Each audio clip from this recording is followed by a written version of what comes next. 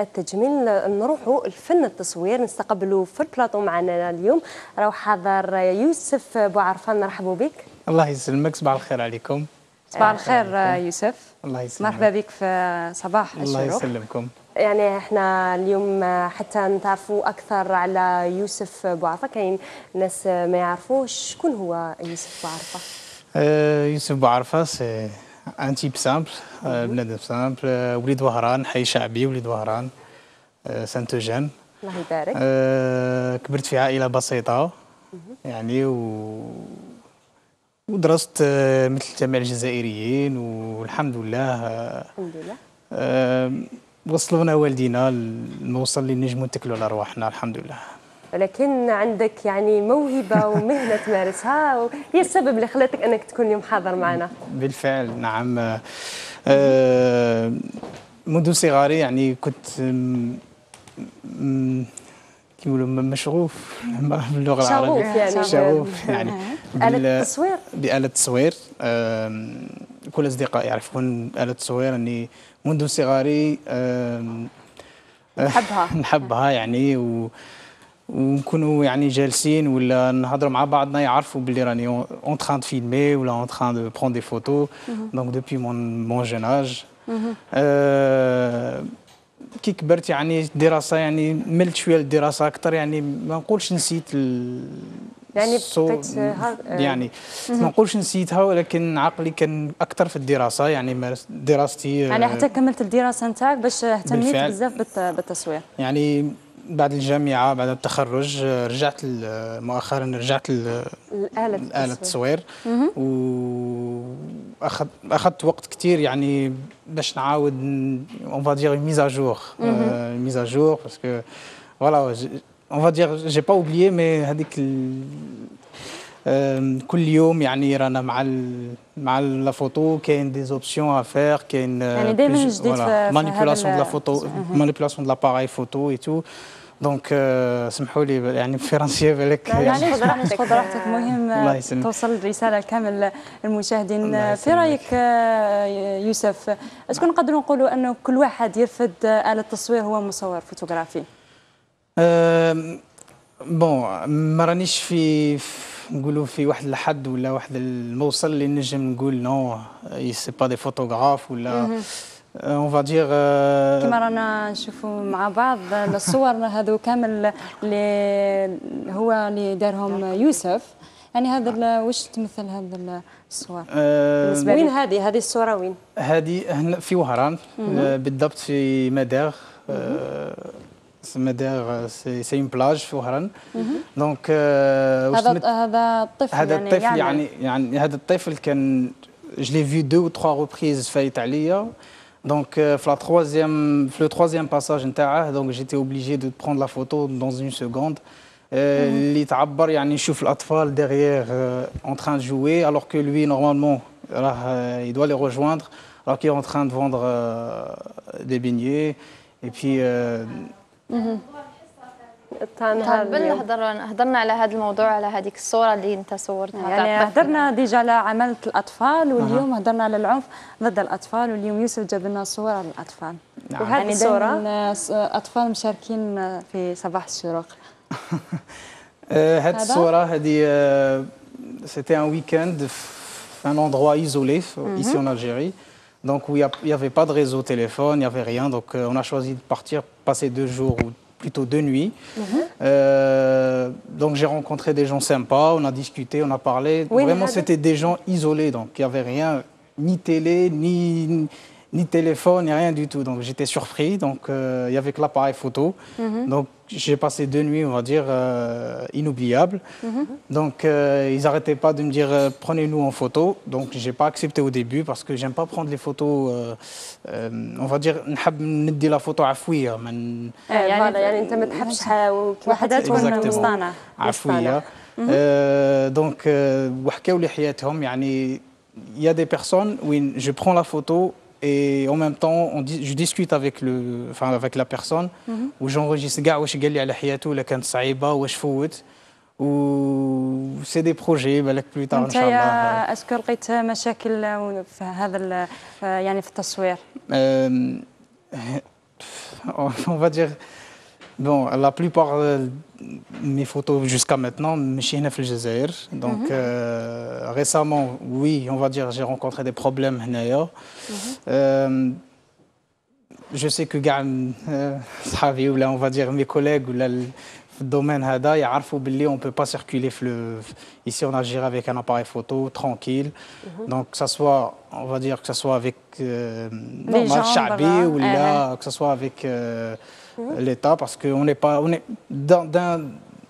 d'un côté on est coincé, on est un peu gêné les personnes autour de nous. يعني ما تقدرش تمارس هذه الموهبة تاعك ولا هذه المهنة تاعك تكون يعني آلاز وكاين تأثير من قبل بتاتخ المجتمع الجزائري بتاتخ ما عندناش هذا كنت نظن افون مون روتور هنايا كنت نظن بالك العقليه شويه تبدلت بالك وين عايش يوسف بوعرفه؟ maintenant راني هنا en Algérie donc je viens de déménager mais avant كنت في l'étranger donc كنت نقول لا الجزائر تفتحت سي فري هي تفتحت الحمد لله ربما mais il y a toujours voilà il y a toujours un petit on va dire un petit point pas complexe mais un petit point critique donc voilà je vous ai dit par exemple j'ai eu pas mal de fois dérangé j'ai été dérangé par on va dire par la PAF par des quand je rentrais au pays. يعني نقولوا ما يهتموش بزاف بالفن التصوير هنا في الجزائر. ما يهتموش نعم. عندي أصدقاء هنا في الجزائر يعني سي دي فوتوغراف ما شاء الله. Je sais pas si sans citer les noms. Donc ils sont pas encouragés par l'État. C'est vrai que parfois ils sortent de l'argent de leur poche. يعني ما كاش تشجيع من قبل الدولة لفن التصوير في الجزائر. Exactement. C'est ça. Donc وعدنا مواهب يعني ما شاء الله وين بان هنا دونك خاصة في ذا المجال. Exactement. يعني لازم تشجيع لازم نفتحوا المجال ما نبقاوش دائما مزيرين لاباري فوتو انت صحفي انت رايح دير لي سكري يعني دوكا اي انسان يشوفوه رافد اباري فوتو هذا جورناليست وصلنا لواحد التكنولوجي اللي on n'a pas besoin d'avoir un appareil photo pour prendre enfin on va dire des secrets d'état ou la haja non c'est avec un téléphone portable ou là un petit truc on le voit même pas on peut prendre des trucs même l'appareil photo il n'est même pas capable de les enregistrer donc نتفتحوا شويه نفتحوا المجال خاصة لهذا الشباب يعني شباب عنده موهبه وحاب يعطي البلاد حاب يخرج ولكن كاين توجور هذيك النقص و pourquoi je dis ça parce que par expérience je l'ai senti في l'étranger j'étais voilà كنت à l'aise il y avait des projets des petits projets haka pour des jeunes normal on est en train, une fois, on était en train de, enfin, on va dire, en train de réaliser, enfin, tourner une scène, la rue Haka, avec zéro budget pour un court métrage. Des gars qui viennent, enfin, on va dire deux mecs qui viennent de passer, normal. حبسوا يسقسوا فينا انتوما علاش كيفاش واش ديروا شكون راه يمولكم مهتمين. Et après عرفنا باللي c'est des gens enfin bien placés في le gouvernement belge. Donc c'est avec plaisir زعما تهضر مع دي غا ومن بعد عاونونا ودخلنا لدار الثقافه اون فادير نتاعهم والحمد لله زعما زادوا عاونونا في هذاك البروجي يعني انت بالنسبه للكلام اللي تهضر فيه يوسف انك تلقى راحتك في البلد اللي كنت عايش فيه بارابور لهنا للجزائر اكزاكتومون خاصه في يعني هذا المجال في هذا المجال وفي موهبتك هذه موهبه التصوير اكزاكتومون دونك سي فريمون دوماج بي لازم جوست نخلوا الحريه للشباب هذا ما كان يعني ونشوفوا انه اهتمامك ماشي غير في التصوير وحتى في الاخراج يعني الافلام القصيره حكينا على هذا التجربه تاعك bon الافلام القصيره enfin الاخراج on va dire même l'écriture des scénarios depuis mon jeune âge j'écrivais enfin j'ai une idée j'essaie de la développer parfois نقرا une histoire sur un journal donc une histoire صرات هكا ما نروحش نسقسي لا بيرسون اللي صارت لها j'essaie de la développer de la déformer un petit peu à ma façon et écrire un scénario un film j'en ai tout plein et j'ai pas eu enfin on va dire pas le courage mais j'ai pas eu هذيك le coup de pouce pour les réaliser ici en Algérie parce que c'est des histoires تاع هنايا بس de un c'est question d'argent ça c'est numéro un De deux, on n'est pas ما كانش عند من تروح ولا عند من تهدر ولا عند من تقول voilà ce que j'ai, s'il y a possibilité de m'aider ولا باش je peux réaliser le projet. Donc, on les jette dans le tiroir et on ferme à clé. Donc, c'est toujours pareil. Donc. واش رايك يوسف نشوفوا هذه المقتطفات من الافلام اللي انت درتها مع بعض؟ نشوفهم مع بعض.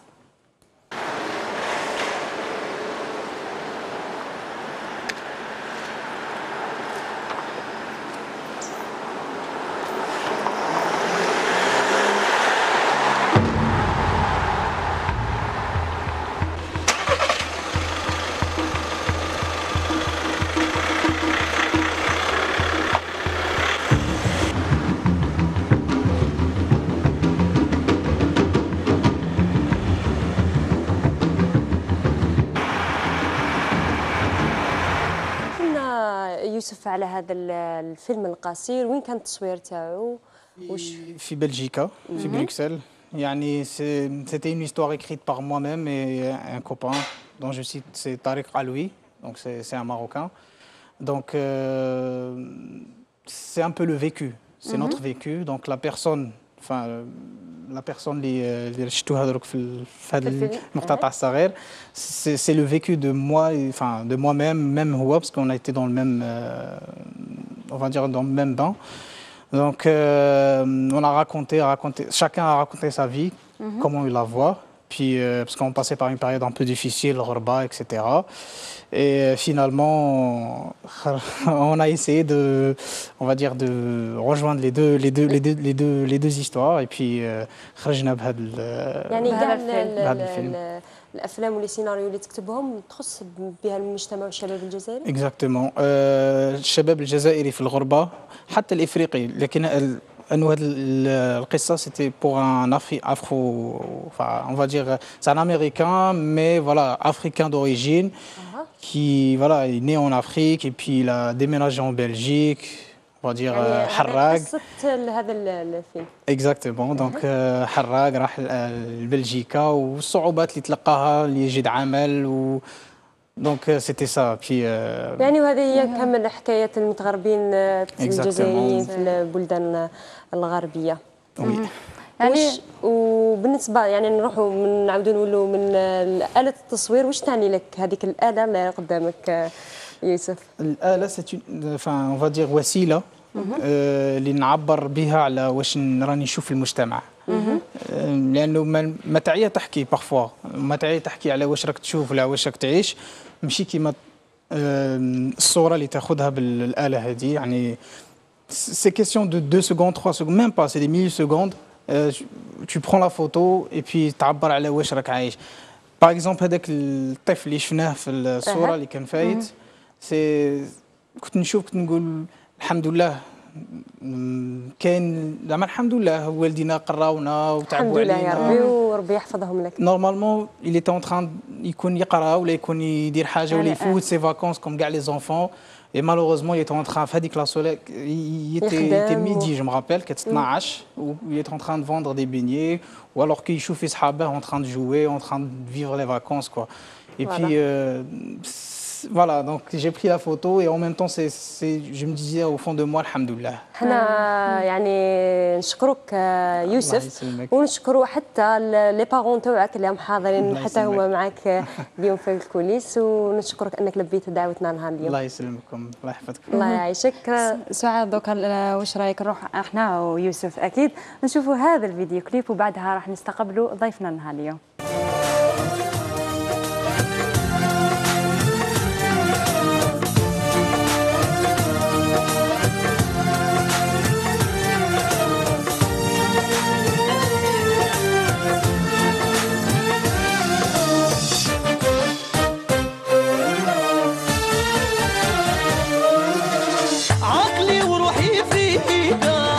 وانت يا اللي ملكتي قلبي عارفك بنبغي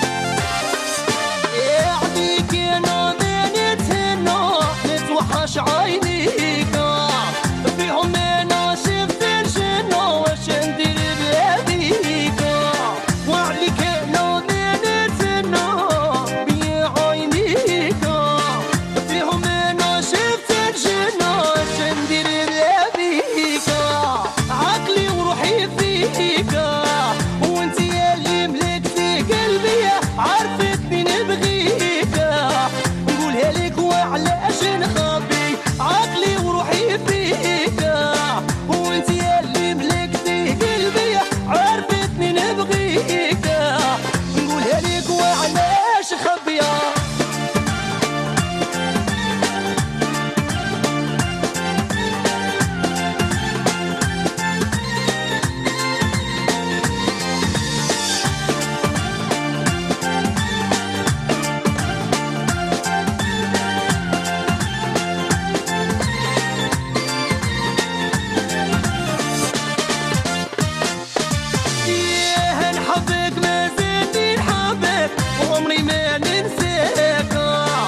الشمعة اللي تضوي بيتي تكمل عمري معاك نحبك ما زلت نحبك وعمري ما ننساك انت الشمعة اللي تضوي بيتي تكمل عمري معاك عقلي وروحي فيك وانت يا اللي ملكتي قلبي عرفتني نبغيك نقولها لك وعلاش نخبي عقلي وروحي فيك وانت يا اللي ملكتي قلبي عرفتني نبغيك نقولها لك وعلاش نخبي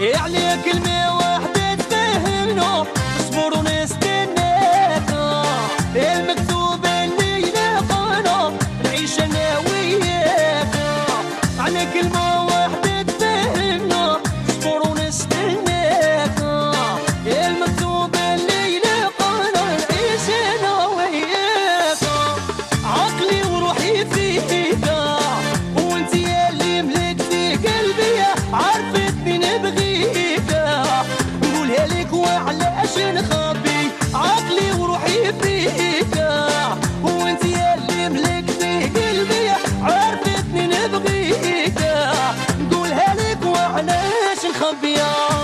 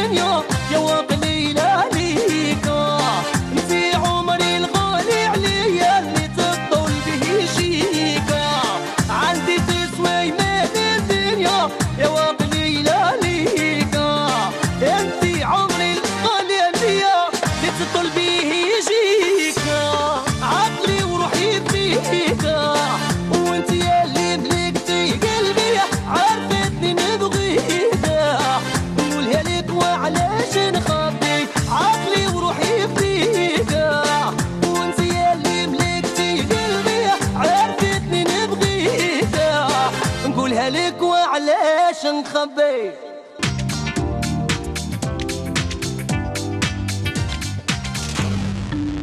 عقلي وروحي فيك صاحب هذه الأغنية راح حضر اليوم معنا سليم الشاوي. صباح الخير. صباح الأنوار. واش راك؟